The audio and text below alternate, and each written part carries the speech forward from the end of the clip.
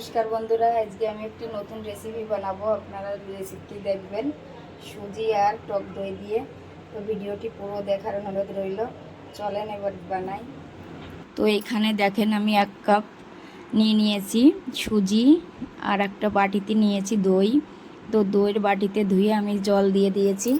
এবার আমি দিয়ে দেবো পরিমাণ মতো লবণ দিয়ে আমি মিক্সিতে ঘুরিয়ে নিয়েছি। এবার একটি বাটিতে ঢেলে দেখাচ্ছি। এই দেখেন বেটারটি আমার বেশি পাতলাও হয়নি, ঘনও হয়নি। আর একটু দিয়ে দিয়েছি ইনো দিয়ে আমি ভালো করে ফেটিয়ে নিয়ে তারপরে রেখে দিয়েছি। আর এর জন্য আমি চাটনি বানাবো। তো চাটনির জন্য আমি নিয়েছি একটি টমেটো, একটুখানি আদা, আর তারপরে নিয়ে নেব একটি পেঁয়াজ। আর এখানে নিয়েছি 1-2 দানা রসুন, কাঁচা লঙ্কা আর ধনে পাতা। তো এখানে সব কিছু দিয়ে দিয়েছি। আর এর সঙ্গে দিব একটি লেবু। তো লেবুটা আমি পুরোই দিয়ে দেব এর সঙ্গে।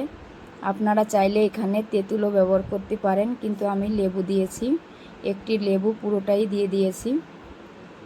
তো এই দেখেন একটি বীজ পড়ে গেছে লেবুর। তো লেবুর বীজটা আমি তুলে ফেলে দেবো, নাহলে তিতাপান হয়ে যাবে। তো এখানে আমি আর দিয়ে দিয়েছি এখানে পরিমাণ মতো লবণ। তো লবণ দিয়ে আমি মিক্সিতে পিষে নিয়েছি। তো এই দেখেন চাটনিটি আমার হয়ে গেছে বানানো। এবার একটি বাটিতে আমি ঢেলে নেব।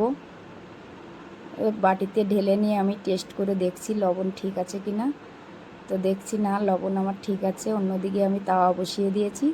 তাওয়াতে একটু তেল দিয়ে তারপরে আমি এইভাবে দিয়ে দিয়েছি। এটার নাম হয় চিলা বলে লোকে। তো এই দেখেন চারিদিকে আমার ভালো করে হয়েছে।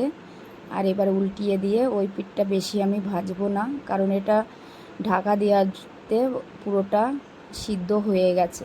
তো এই দেখেন আমার চিলা হয়ে গেছে বানানো। তো বন্ধুরা, আমার রেসিপিটি ভালো লাগলে অবশ্যই একটি লাইক, কমেন্ট, শেয়ার করবেন। আর আমার ভিডিওটা আপনারা এত সময় দেখেছেন, এর জন্য অনেক অনেক ধন্যবাদ।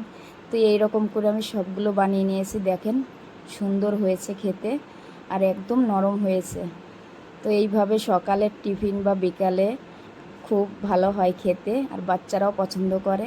এবার আমি একটি ভেঙে খাইয়ে দেখছি যে কেমন হয়েছে। তো এত সময় আমার ভিডিওটা দেখার জন্য